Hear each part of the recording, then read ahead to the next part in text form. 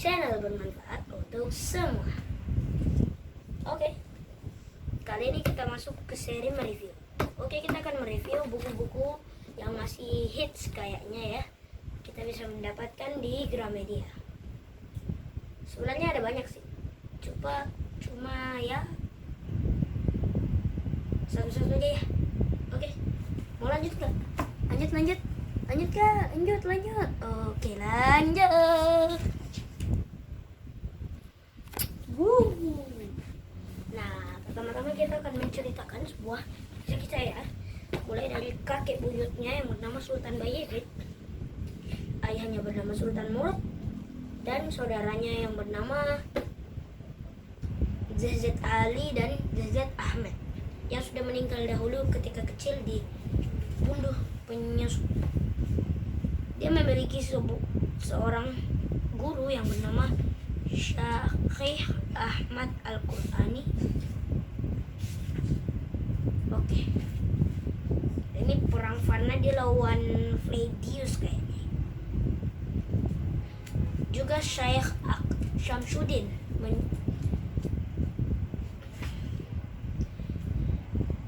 ada sebuah benteng yang dibangun oleh Sultan Bayezid bernama Anadolu Hisari yang sangat dekat jaraknya dengan Konstantinopel. Oke, kita lanjut ya. Sebelum itu banyak yang mengkritik Sultan Mehmed dan banyak godaan yang terjadi. Mulai dari Halil Pasha tidak suka dengan Sultan Mehmed dan bekerja sama oleh Konstantinopel agar Sultan Mehmed dirayu tidak melawan Konstantinopel. Setelah itu penaklukan. Oke, itu tadi kebangkitan, ini penaklukan. Penaklukan sebenarnya kan benteng-benteng itu ada depannya biasanya ada meriam-meriam gitu. Anadolu Hisari di depannya sungai, laut. Di depannya lagi ada daratan. Di situ Sultan Mehmed membangun sebuah benteng yang bernama Benteng Rumeli.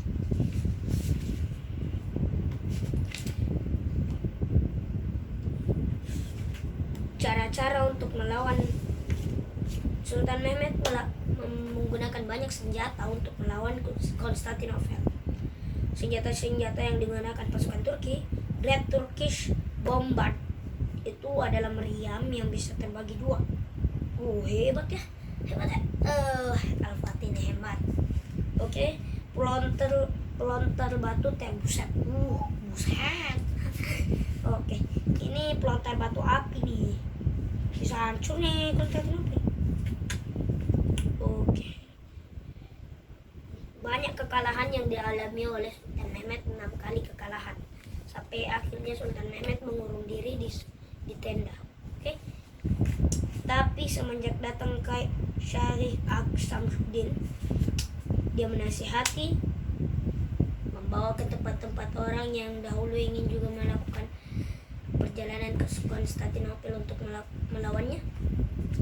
Ya, pergi ke makamnya, membuat Sultan Al-Fatih sangat kembali semangatnya. Suatu hari yang menggetarkan Konstantinopel adalah ketika Zaganes Pasha datang dengan membawa 72 kapal laut raksasa terbesar di dunia diangkut dalam satu hari sampai malam aja. Diangkut melewati bukit Galata, lalu masuklah ke selat Tanduk Emas. Karena sebenarnya kalau kapal laut mau masuk ke selat Tanduk Emas menggunakan, tidak diangkat ke daratan melewati air, kan ada rantai yang menghadang.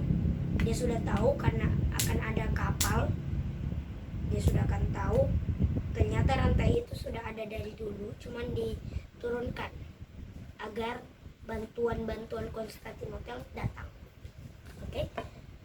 Kan dulu orang kasih bantuan itu bukan naik mobil, naiknya kapal, nggak ada pesawat tuh. Oke. Setelah naik ke daratan dan diturunkan ke Selat Tanduk Emas, terbagi dualah kekuatan Konstantinopel. Disinilah cara Sultan Mehmed melawan habis-habisan dengan menggunakan strategi terbaik yang keluar dari kepala Ishak Pasha.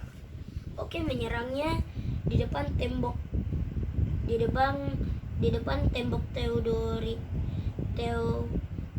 Theodosius ada pasukan Ishak Pasha, Al-Fatih, Halil Pasha, Radu, Saruja Pasha. Zaganas Pasha ada di Bukit Gelata memimpin kapal-kapal laut. Masih ada di daratan ya. Oke. Setelah itu tembakannya kan sempat salah tembakannya ya. Ini dari dua meriam ditembak satu titik, jadi lebih besar tembaknya. Kematian Konstantin Palaiologos yang memimpin Konstantinopel itu dilawan sama Al-Fatih. Oke. Nah, seru nggak? Oke. Kalian udah sholat Jumat belum? Oke. Lanjut nggak? Oke, kita lanjut ya. Kita lanjut ke buku selanjutnya. Ya, dulu lah. Bantuin bantuin beresin. Oke, kita lanjut. Oke. Hayu. Oke. Kembali lagi di Amar LP channel bermanfaat untuk semua. Oke. Kita kali ini lebih panjang kayaknya, karena dia punya 5 seri, tapi masih ada lanjutannya lagi dibikin seri ke-6-nya. Serinya sampai 10. Ini tentang Salahuddin Al-Ayyubi, anak dari Najmuddin Al-Ayyubi, keponakan dari As-Saudin Syekh. Oke, mulai dari pertama ya. Jatuh. Oke, kita mulai. Pasukan salib itu sering menyerang. Pasukan salib itu menyerang kota yang bernama Ruha. Ruha adalah kota Islam, pemerintahan Islam yang direbut oleh pasukan salib. Sekarang diganti namanya jadi Edessa. Tapi sudah direbut kembali oleh siapa namanya itu? Lupa. Nah, apa ya? Nuruddin Zanki. Pasukan salib terus menyerang pasukan muslim. Bukan hanya itu, di generasi selanjutnya ada yang bernama Sayyidi Hasan bin Sabah. Setelah itu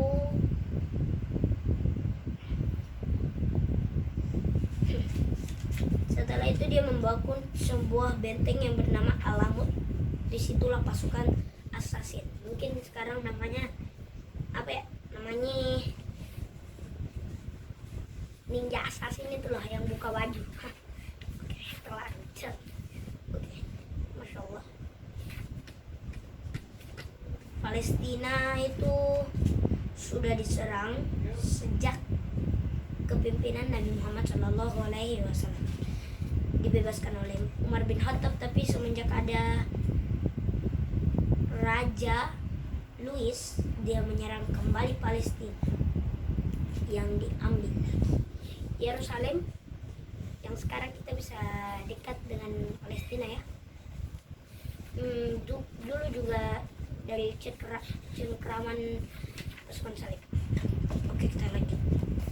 Masa muda Salahuddin Al-Ayyubi tidak begitu baik karena ayahnya harus seluruh orang di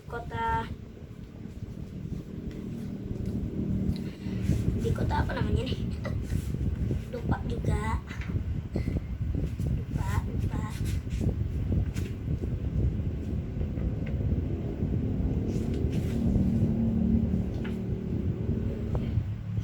Mosul. Di situ anak-anak gitu, paman, keluarga yang laki-laki yang mengikuti perang harus direlakan kalaupun syahid di medan perang. Kasihan ya. Dia menyetel hafalan, bermain dengan teman-temannya. Hafalannya sangat top. Dia bisa menghafal Quran 5 juz dalam jangka waktu 5 juz dalam jangka waktu 1 tahun. Umur 4 tahun dia sudah bisa menghafal Al-Quran. Dia menggembala domba juga.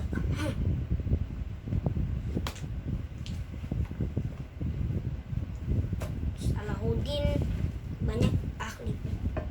Dia juga termasuk ahli perang ya. Dia melawan kesatria Edward yang tak ada kalahnya di medan perang. Tapi sampai terbaset pun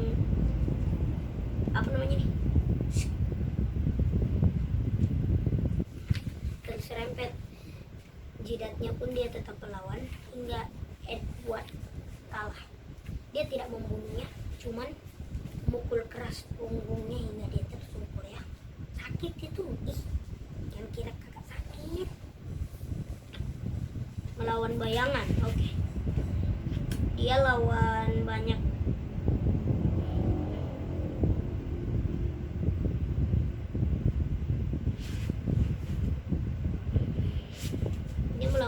assassin di sini. Assassinnya banyak namanya, aneh-aneh. Kanai, lucu ya. Kanai Al-Hadid memimpin Al-Jaysh Aswad atau pasukan bayangan. Kanai Zarik Khazar Nakul itu adalah kesatrianya yang dilawan mati semuanya sama Salahuddin Al-Ayyubi dengan satu kalimat.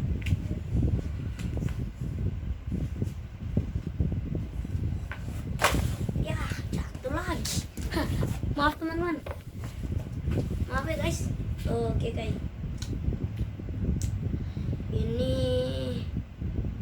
ketika perang, anak dari Nuruddin Zanki yaitu guru perang dan strategi Salahuddin, anaknya namanya As-Salih Ismail Al-Malik.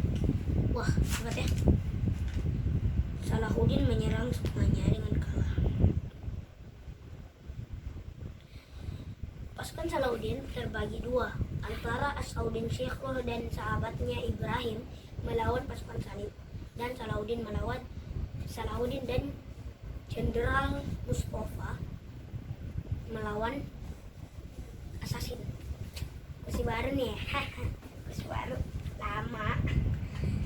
Oke, cuman itu mungkin yang bisa saya sampaikan. Nanti kalau ada yang sedenamnya aku kasih tahu ya. Kasih tahu. Mau lanjut nggak? Pasti masih kaget ya. Ada lagi. Hai, oke, lanjut ya. Lanjut.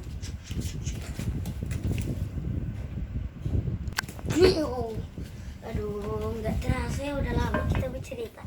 Oke, kali ini kita akan masuk Khalid bin Walid. Masih Handri Satria sama kakak, masih kakak Handri sama kakak saya. Oke, gila nih. Nah, selain itu ada buku-buku lain kok, namanya Andalusia kah atau lain-lain. Ghazi Al-Hamid, tau nggak? Itu ada hadiahnya juga. Khalid bin Walid adalah seorang pangeran yang masuk Islamnya karena diberitahu oleh saudaranya Walid bin Walid. Ayahnya bernama Walid bin Mughirah, seorang yang mendapat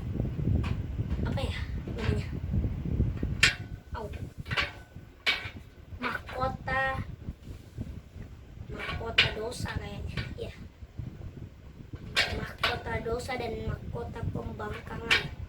Dia suka membangkang orang. Ketika Nabi Muhammad meninggal dunia,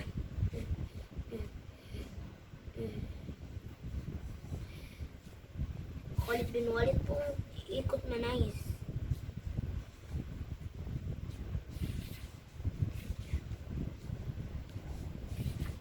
tahu nggak Raja Kisra yang merobek surat dari Nabi Muhammad. Robekan surat itu dilihat oleh Khalid bin Walid, dan kedua orang itu Khalid bin Walid dan salah satu sahabat Rasulullah juga, lupa ya namanya, namanya siapa ya? Abdullah bin Hudzafah As-Sahmi. Mereka berkata kepada Rasulullah tentang apa yang terjadi kepada surat itu. Rasulullah berkata, kerajaan Kisra akan hancur dirobek-robek. Ternyata betul, api suci Kisra mati dan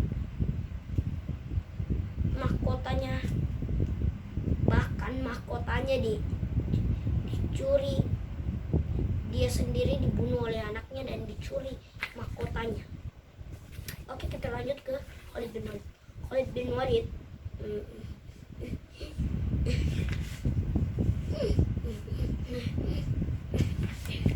Khalid bin Walid salah satu komandan perang terhebat. Dia melawan Musailamah Al-Kahzab dan pasukan Persia. Kehebatannya dalam bergulat menaklukkan Kaisar Persia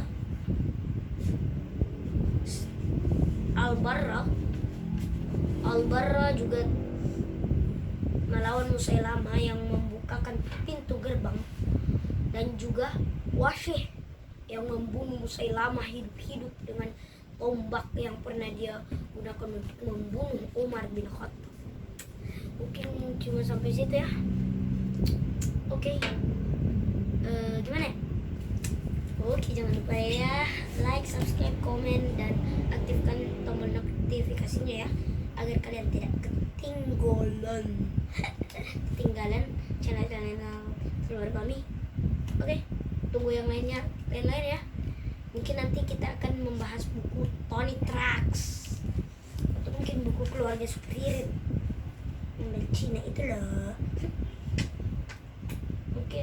Mungkin buku-buku lainnya, masih banyak buku. Aku kan tukang baca. Biar di panggung sekolah disuruh bacain buku. Sekolah itu mana? Oke, jangan lupa ya teman-teman, rajin membaca, karena baca buku adalah jembatan ilmu. Oke, itu pepatah ya. Oke, tata titik tutup, pergi dulu. Assalamualaikum warahmatullahi wabarakatuh. Hayu, tata. Oke, jangan lupa like, subscribe ya, channel bermanfaat, channel bermanfaat untuk kita semua. Assalamualaikum warahmatullahi wabarakatuh.